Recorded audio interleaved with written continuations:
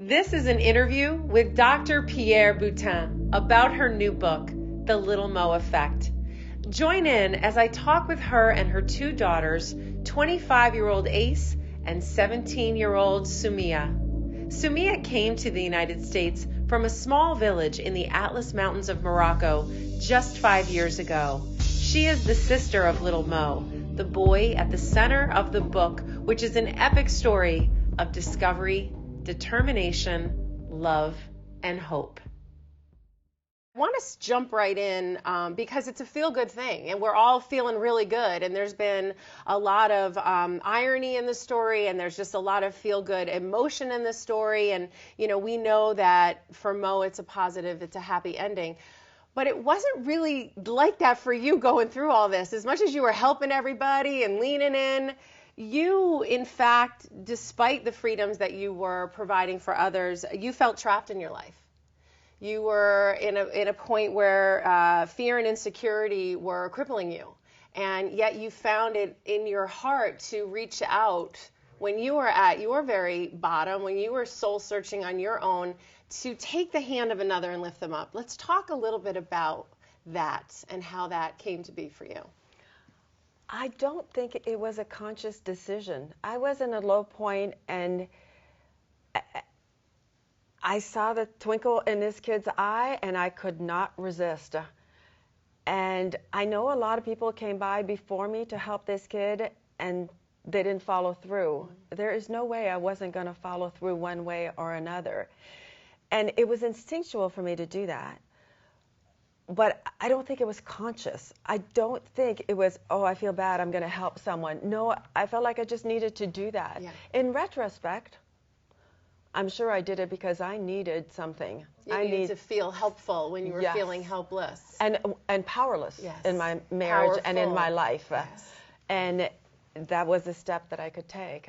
Absolutely. And I remember feeling powerful when I was working in Haiti because I was the only French-speaking orthopedic surgeon at that hospital. So I ended up in a leadership role, making a lot of big-time decisions for everyone and for every surgeon and for every patient.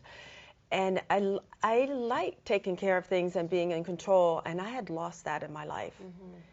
And I must have felt the same way when I met this little boy with a wonderful sparkle in his eyes. Yes. I couldn't resist him. Yes, the symbiosis is really probably what was what you uncovered later. Is as much as you were powerfully driven to help him, in essence, he was going to help you. Absolutely. And that's pretty beautiful. And his sister has the same sparkle, by the way. Well, yes, absolutely. I mean, let me tell you. So many people, help others. And, there are stories out there about, heroism and miracle stories and stories of, just really leaning in, going above and beyond. You get to check that box. You have one of those stories. You have actually more than one of those stories. And I know personally that it was a fear for you. A fear for you to put that story out there. And I want to talk about that a little bit. And I want to talk about why that fear and how we're going to overcome that fear. Oh, wow. You know how to find the buttons. You're right. This story started as a journal. It was journal entry of what little Mo was going through. Yes. And his struggles. And, he was in casts all the way up to his thighs. And he couldn't walk, and he was in a wheelchair, or he had to be carried. So I wrote about his struggles, but intermixed in that along the way, I wrote about my struggles. So now I put the book together, and it's not just his story. A lot of it is my personal story, and that puts me in a very vulnerable space that I am nervous about sharing, but I don't think you get the full picture without that. That's right. So I decided to just go for it. Vulnerability is probably one of the bravest actions a human can make when they expose their vulnerability, because it always turns into power. And when you expose yourself, and so powerfully telling your story is affecting other people. And so your friends and family encouraged you. I know how sharp your brain is, but I knew this book was a journal because there's no way you could remember the detail like that. It's so obvious that it was a story that you were journaling. And so for me to share that that human struggle so personally on pages will only shine light and help others. So thank you for your vulnerability. But I have to tell you, the reason why I was able to put my vulnerability out there is because of friends like you. There's a few really special women in my life that said, you can do this. This is okay. You're okay. And wow, that's what power. Yes, that is. So thank you. Oh my God. Well, community, right? I mean, that's really what happened here. There was a big. I just got chills. Oh, me too. There's such a community when we come together and we share our vulnerabilities and we reach in and we help others. And we're honest about our feelings and opinions, from our childhood into our adulthood, and taking all those ripples of life and the effect of life along the way with us. I want to ask one more question because I think it's so important, especially given the climate of today, that I think your book is even more resounding than you even might imagine that it is, and that is having a voice as a woman in today's society and where we stand today as women. And as we look at other countries and we look at other nations where women are uprising and they are standing up, your story is so in time. That's true. So in time. Oh my God, yes. With that right now. And you got a glimpse through a curtain that you didn't know was an opportunity, an option rather, for you, that you turned into an opportunity. And you also did that, not just her. You did that too. Yeah. And so I just want to say that there's something really powerful about that I would love to hear a little bit from the two of you about what is fact in your country, what you saw that we can watch a lot on a box on a wall, but until we go to the place and really experience it, there's nothing like that. So after coming back from a place so culturally different, being a strong Western woman, talk a little bit, both of you freely, about how you look at that today in comparison of what you were feeling then. I remember going to visit her classroom because I went back to visit where little Mo was from, and I got to know the whole family even better. And I was in the classroom, and they let me teach. And I was in front of the class, and I was asking people just to answer simple math questions, additions. And the boys all put their hands up. They were all trying to talk on top of each other. Not one girl put her hand up. And the teacher pulled me aside after and told me that Sumia shouldn't be going to school because she wasn't smart enough. Wow, did that really hit home? And Sumia, so one thing I have to make clear, when I met Mohammed, I wasn't planning on keeping a child or adopting a child or stealing a child. I was fixing him and sending him back once to give him a life. To give him a life. And that's what I did. And I know that the people in Morocco thought I was just stealing a child, but I wasn't. But I got to know Sumia, and when they told me that she couldn't keep going to school because she wasn't smart enough, or there was really no opportunities or any reason for girls to keep on going to school beyond 6th grade. And so her fate would then be marriage. They were looking for a husband. Right, at a young age, sometimes 12 years old, right? Yeah. That's when they start looking. And they're usually men from outside the village that come and find these women, young women. And I just couldn't let that happen. So that's why I asked if she wanted to come to school in the United States. I didn't realize that till she came, that she had been planning this all along. I found out when I read the book that you had been planning a little, that you had already very openly told your parents that your feeling was that you should continue your education and not be married off. Yeah. And then you saw that curtain and you saw that opportunity and you grabbed it. Yeah. Talk to us a little bit about. I remember whenever she comes to visit, I would just attach to her because I'm like, I need to go to the United States. Did you think you knew innately that there was something more for you, or tell me about that? I didn't quite understand. Now that I look back into what I was thinking when I was planning to move here, I didn't think school was a big thing, but it was mostly to get to know Mom, because she was everything I knew outside of my village. She was my only window, and I wanted to explore that more. And it was just, it was all because I still think you're incredible and amazing. Yeah, she's my role model. Beautiful. And One of the things that was interesting, when she came here, she decided she wanted to be a foot doctor. Because I fixed her brother's feet, she thought I was a foot doctor, but I'm an orthopedic surgeon. Right. But so she thought that's what you do when you come to the United States. She didn't realize that women have choices. Right. They could be anything. Right. So after about a year or two, she realized, wait a minute, I could be a lawyer, I could be a teacher, I can go into politics, I can do computer science. Yes. It's amazing how her mind just opened up. Yeah, I remember. And change the world. Oh yeah, you start your own foundation. That's right. I remember one specific day, my brother had built me a computer, and it was incredible. And we were on Google Translation, and Mom started listing out careers for me. She said, do you want to be a doctor? Do you want to be an astronaut? I remember an astronaut specifically because that is just unimaginable for women to go out in space. And she's like, do you want to be an astronaut? And that just stuck with me because even when I was in Morocco, I would go around telling my classmates I'm going to be a foot doctor. I didn't even know what that meant. It was just like I wanted to fix feet. And I didn't know the possibilities. Yeah. Because that was the one thing you knew you could grab onto. So how do you feel today when you look at the struggles in other countries and women and what they're facing today, and knowing that you had an opportunity that you could grab onto? And I know that feeds your soul with the work that you've already begun and will continue to do. And we'll talk more about that. But talk about how you feel about today's state. We see some things happening in Iran, and a country like yours is not even getting some of the coverage of the things that happens, in the streets every day. Whenever I see these stories, I get very emotional because even in my hometown today, a lot of my cousins who are younger than me are getting married, so that's very important subject, and I definitely keep out to see the news and stuff and see what's going on.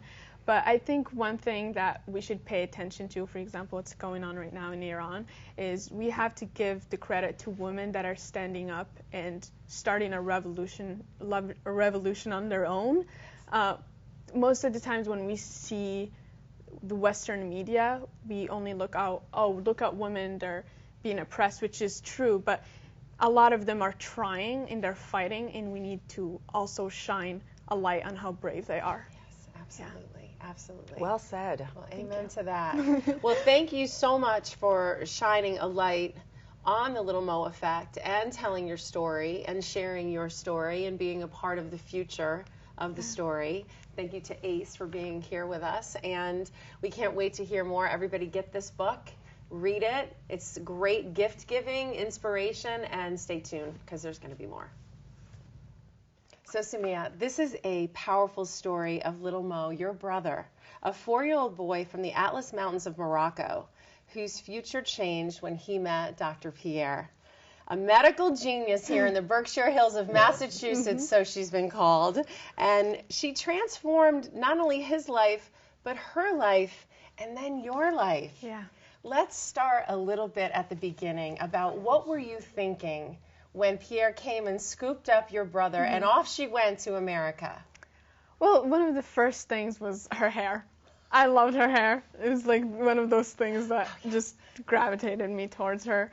But she definitely changed my entire life. And at the beginning, it was mostly, we didn't know what was going to happen. We didn't have technology where we could talk to him every day. And we would communicate with him once a week and all of that. But it was mostly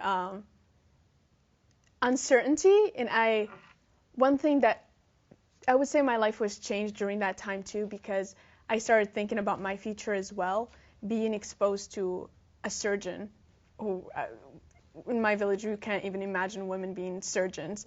Definitely empowered me to maybe think a little bit about my future. Do I want to get married off at a young age? Could I be something?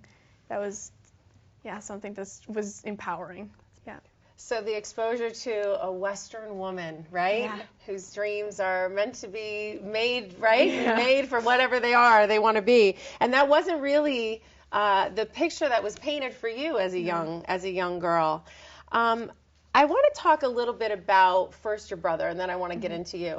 So how did it affect you? Because obviously you lived through it from afar and him coming back to visit, but to see this down on paper, the full experience, how did it affect you to read it after kind of living it? Yeah, so one of the main things I want to touch on is when Muhammad came here, I finally was able to live a little bit as a child and not as a caretaker, because I had to take care of him the entire time, and when kids would bully him, I had to stand up for him. But when Muhammad came here, I was able to play outside and be with my friends and be my parents' favorite child and all of that.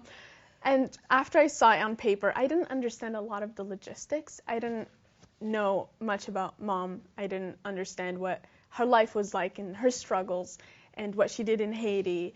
And seeing those on paper was just incredible to see how she put all his papers together and what her thought process was. And I remember the exact day I met her. So seeing what she did that night after she left was like a movie. It was being able to see it all happen. And then to know, not to spoil the book or be a spoiler, but fast forward, she winds up doing, in essence, the very same paperwork for you. Yeah. Okay, isn't that exciting? Well, reading the book, you say, you kind of really felt like you were getting the full picture of the story.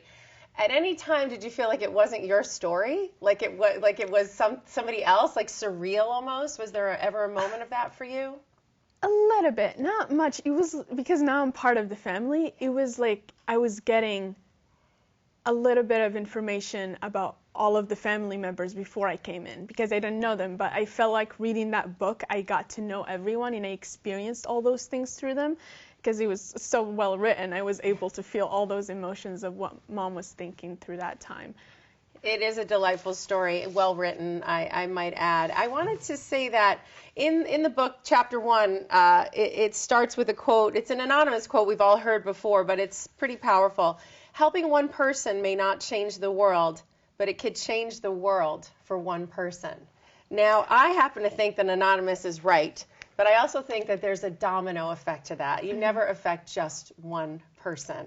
Can we talk a little bit about the effect back home that your village had, seeing Mo leave and then come back healed and speaking English, and talk a little bit about what that looked like? I would say it affected the whole village. People were more open to connecting with foreigners, because seeing a woman just come up and hike up the Atlas Mountains, that she doesn't share our tradition, she doesn't share our religion. So being able to see that, people were more empathetic towards one another, and more people were helping one another too within the community. That's amazing. And Morocco in itself had gone through a lot of upheaval, losing its own identity for the Berber people and some of the people from your village and town. And when you saw the Westerners come in, did you find promise in that? Was it first fear, or did you see the promise at the beginning? Do you mean my mother specifically? Yes. And her group, because you met her with more than just one person. At that point, I remember my parents talking about it when she first came in the first day and the second day. We didn't really think much of it because there were multiple people that tried to help. They came and tried to get him a chair wheel, a walker, but it wouldn't help because we live in the mountains, and so we didn't think much about it. So we were in shock when papers came in 6 months later saying you're going to the United States. Pierre had a definitely get it done attitude. If they're not going to let me do it here, I know where I'm going to do it. But you'll all have to tune into that and read the book, because it is quite incredible. There's another quote I want to share, and then I'm going to ask you kind of one final question, because your story, although you're a very big part of the story, has yet to be written. And I'm very excited to see that, because it's exciting just to sit here with you knowing a little bit more than most of the viewers I know about you, but just knowing how much we are going to hear from you in the future. So I just want to say that one of the quotes that your mom used in the foreword, heeding the call to help, is a quote by Mark Twain. The two most important days in your life are the day you were born and the day you found out why. I think that you were very lucky as a young girl, because I feel like through this experience, you know exactly why you were born, and you know exactly what your purpose is. Can you share just a little of that with us? So after meeting Mom, I knew I wanted to do something to help another person, like the previous quote. I wanted to change as many lives as possible. one of the many things I'm very passionate about is politics, and specifically education. I want to make sure that girls all over the world have access to education, and also to prevent child marriage. That's something I'm very passionate about since it's a personal story. That's in hopefully policymaking is something I hope to pursue to make that dream a reality of making sure girls get an education. Holla so they can hear you in the back. I love that. Thank you. That's beautiful. Your mom, her book teaches us that a small community can make a difference by being open to the world, and that kindness and compassion sometimes help the giver as much as the receiver. So being a part of the family that was probably a receiver of some gifts through this whole experience, can you tell us, how did the Little Mo effect affect you? Oh God. It shaped my entire life. It was especially during my formative years. I was 12, 13 when all this went down. Definitely changed my stomach belief system. It gave me siblings because my brother was, Thor, my biological brother, was at boarding school. So it was just mom and I mostly. And I was also very used to being the youngest, the only child and the youngest child. And so when Mohammed came into the family, I had to, first and foremost, take care of another being around kids. I'd never had experience being around kids. I actually really did not want my own kids. I was very staunch on that belief. And then over time, after taking care of Mohammed, I was like, maybe I'll adopt kids one day. It taught me how to be a caretaker and put other people first. Those are, the gushy good parts. Of course, there were the negatives of, you're losing your status in the family. But no, it just taught me, there's this thing that mom always says, and I think it was really highlighted by Mohammed coming over, which was just do the right thing. Honestly, I truly believe there's no such thing as altruism. So when you do these quote unquote altruistic acts, just the feeling of doing good makes you feel good. So if nothing else, it's a selfish fulfillment.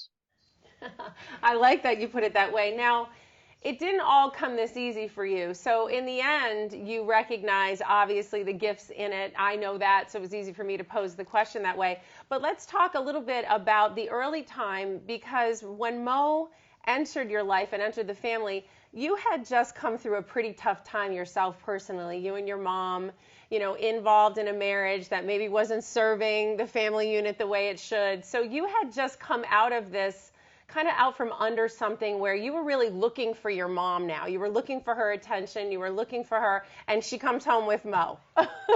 Let's talk about what that did for you and how that pivoted your life as a young teenager. Well, okay, what a good way to put it. So before Mohammed, my mom was in Haiti, and there was no cell service there. When there was aftershocks, I wasn't sure whether or not she was alive or dead. And so that was really scary. And when my mom finally came home, she was kind of a shell because of everything she witnessed there. And then she finally started getting her personality back and becoming my mom again. And then she goes to Morocco and brings a new child in. And so it was really lonely. It was very lonely up until Mohammed. And then it was an influx of people because everybody's interested in this little kid. So, all of these friends are visiting.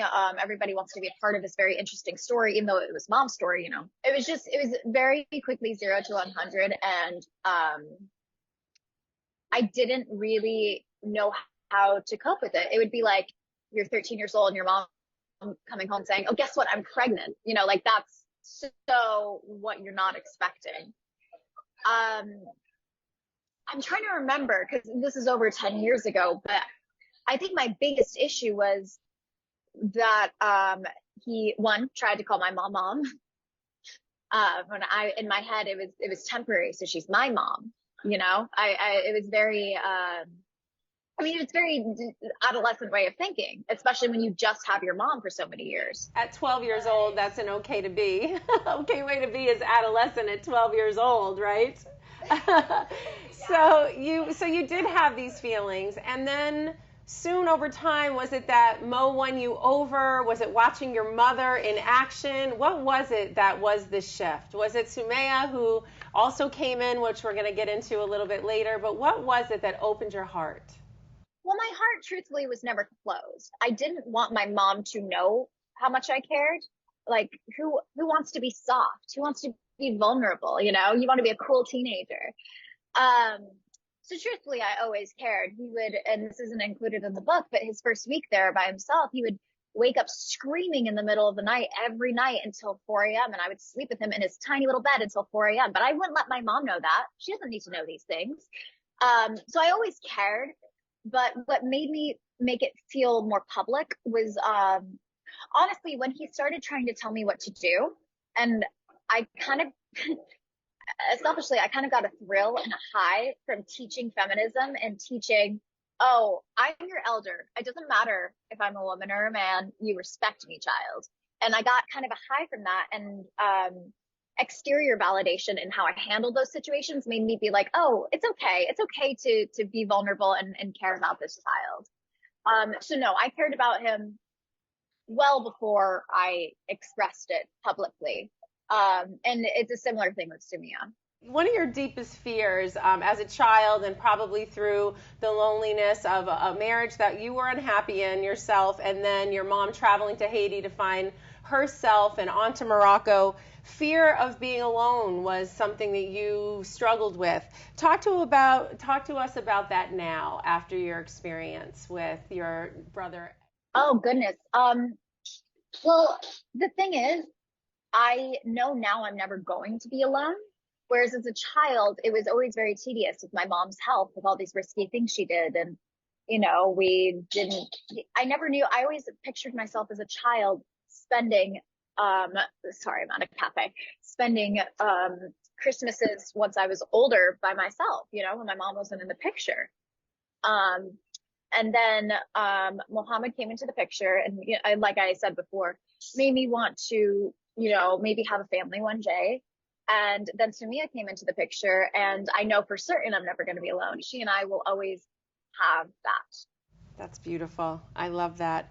So resentment turned to love very quickly. A heart that was never closed finds its way to revealing its openness. And we have a beautiful new family made in a very unconventional way.